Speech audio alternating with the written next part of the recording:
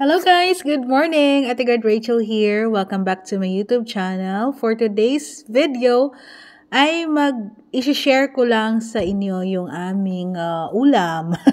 Ulam ideas ba? Ayan. So magigisa tayo ngayon ng gulay, guys. Cauliflower with Baguio beans. Tapos sasahugan lang namin dito ni Mama ng chicharon. Ayan. So, maglalagay lang tayo dito ng margarine. Ayan. Tapos, ang ating pangunahing sangkap sa paggigisa, maglalagay lang tayo ng sibuyas at kamatis. 'Di ba? Sino ba sa inyo dito yung hindi marunong maggisa? Taas kamay. Ayan. Grabing voice over yan ah. Ayan. So, ilalagay na natin dito yung sibuyas. Ayan. So,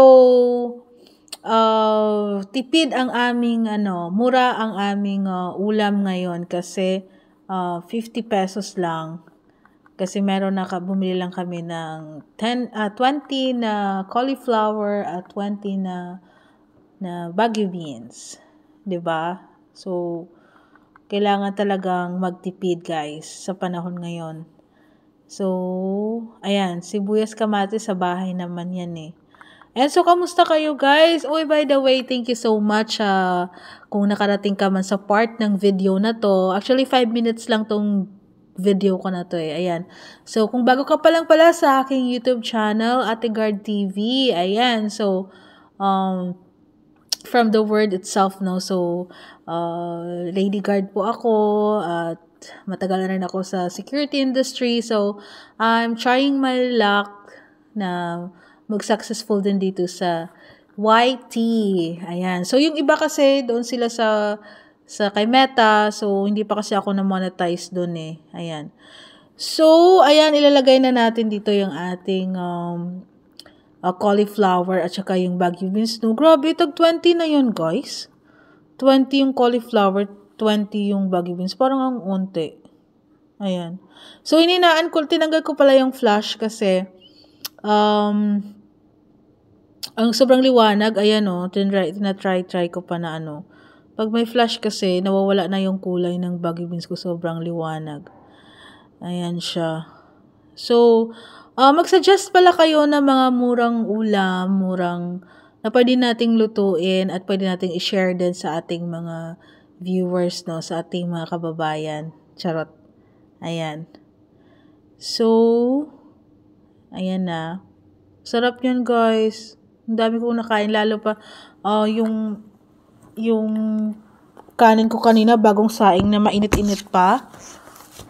Ayan. So, sobrang sarap. So, naglagay lang kami dito ni Mama ng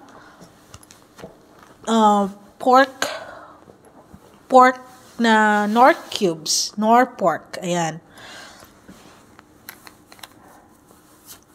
Ayan. So, kamusta naman kayo, guys? Grabe, no? Ang mga mamahal, ang mga bilihin ngayon, ang mamahal na, no?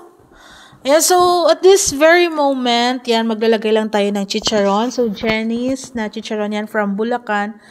So, ayan. So, hinati lang namin ni Mama yan. Ayan si Mama, guys. Oh, siya yung nagluluto.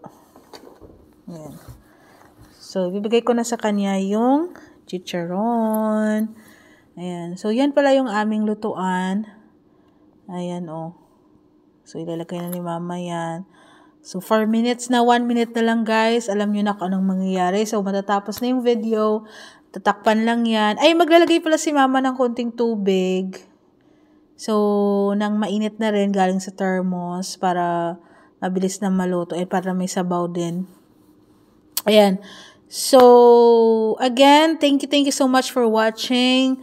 Kung nakarating ka man sa part ng video na to, maraming salamat. Please, don't forget to subscribe, i-like din yung video, at pindutin din yung notification bell para maging updated ka din sa aking mga susunod na videos. Ayan.